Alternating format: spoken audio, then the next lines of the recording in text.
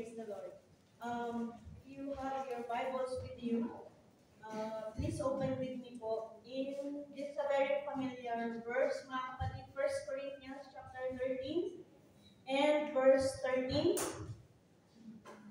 I'm reading po in New Living Translation. It says, three things will last forever: faith, hope, and love.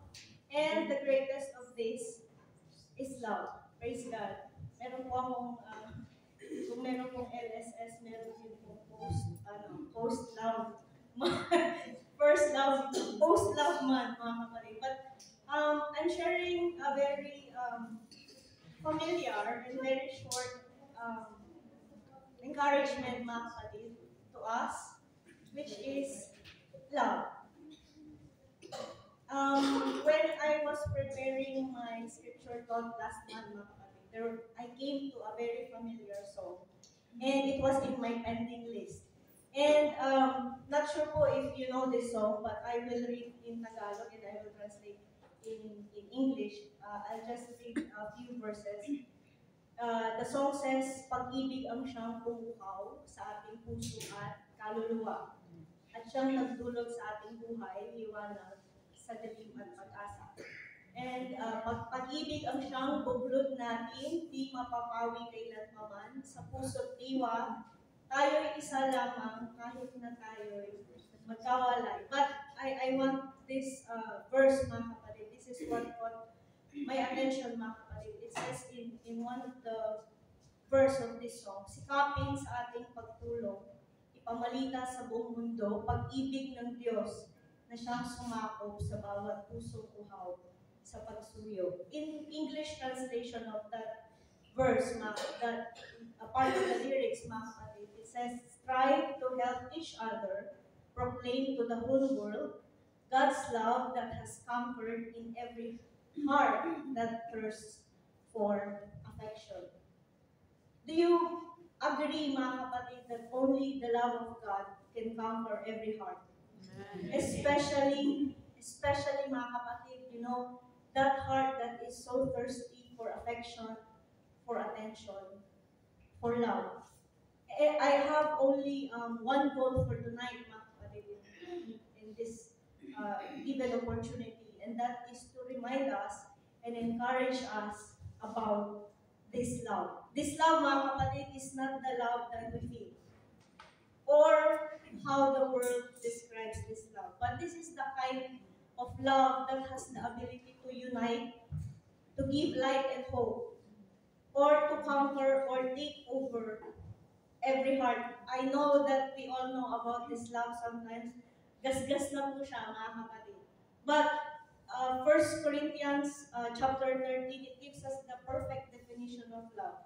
It is very nice to hear, mga kapatid, if we are going to read all that. It is music to our ears, actually, but it is so hard to do. It is so hard to love. But we must endeavor, mga kapatid. We must strive hard to love. As children of God, our identity is not about our positions or our savings in the bank account, mga kapatid. Our identity, mga kapatid, is love. And, mga kapatid, this kind of love is when we see the other person, we see beyond what our eyes can see. We see the soul, mga kapatid. I met the Lord in this church, mga kapatid, long time ago. As you grow in the church, as you grow in the Lord, you encounter a lot of different personalities, attitudes, and characters. And now we were given an opportunity to be life group leaders. And sometimes as life group leaders, I'm not sure if my fellow life group leaders can relate. Sometimes you cannot do anything but just cry to God and ask Him to lead His people. Because these are His people, mga kapatid. These are not mine or Brother Wilfred's, and it is not a person's people, but this is God's people, mga kapatid. And for us to keep the unity and harmony in the church, we just humble ourselves and cry out to God.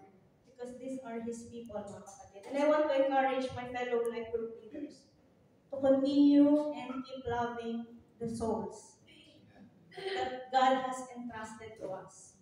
These souls, mga kapatid, they are fragile. And we can only handle them in prayer. Life is fragile. Let's handle them in prayer.